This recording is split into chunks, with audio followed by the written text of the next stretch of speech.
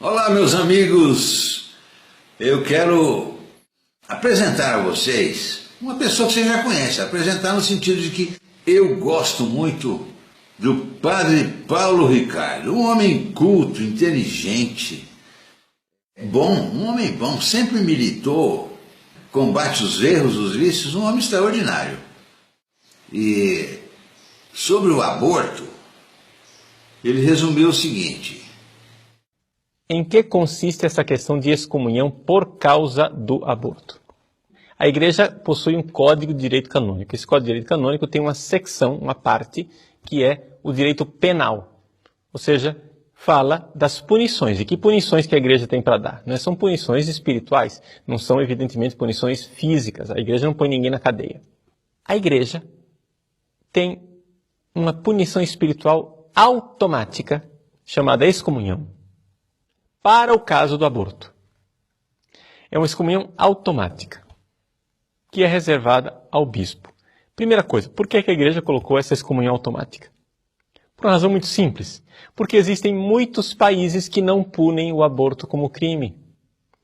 Então a Igreja, querendo dar o exemplo, colocou a sua máxima pena, que é a excomunhão, para a questão do aborto, para que os legisladores nesses vários países entendam: o aborto precisa ser punido.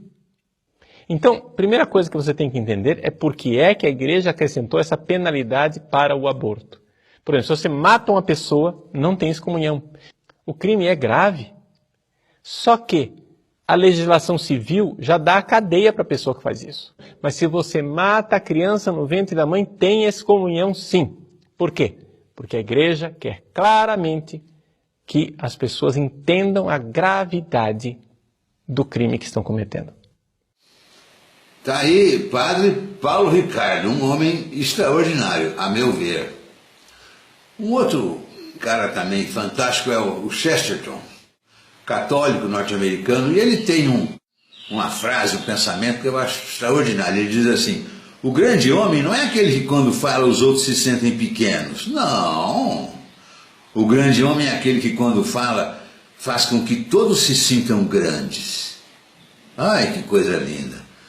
O grande homem é aquele que quando fala os outros se sentem grandes. Ele eleva o espírito das pessoas que o ouvem. Coisa linda. Agora, quando uma pessoa fala uma coisa que ao invés de engrandecer os homens causa revolta, isso chama-se estupidez. Estupidez.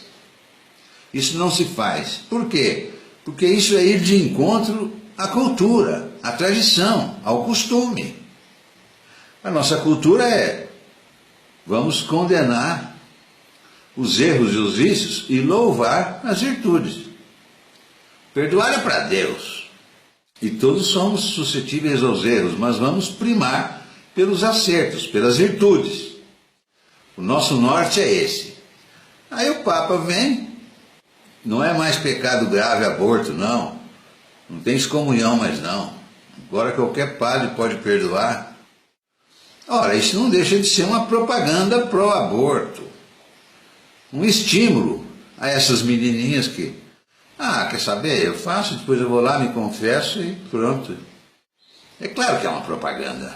E o Papa, quem não sabe que ele trabalha para essa NOM aí, para essa ONU, para essa União Europeia, para esses comunistas da nova ordem mundial, é porque ignora, ou seja, é um ignorante.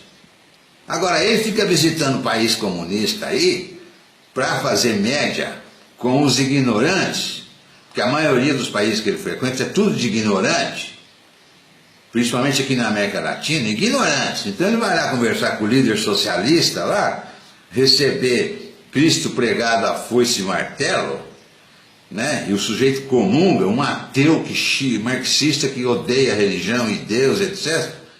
Ele vai lá e tira os retratinhos para o sujeito fazer propaganda, para que eles possam cooptar todos esses eleitores, essa massa, esse povão, né, digamos assim.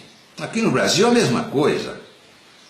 Mas enfim, o padre Paulo Ricardo sempre militou anti o aborto.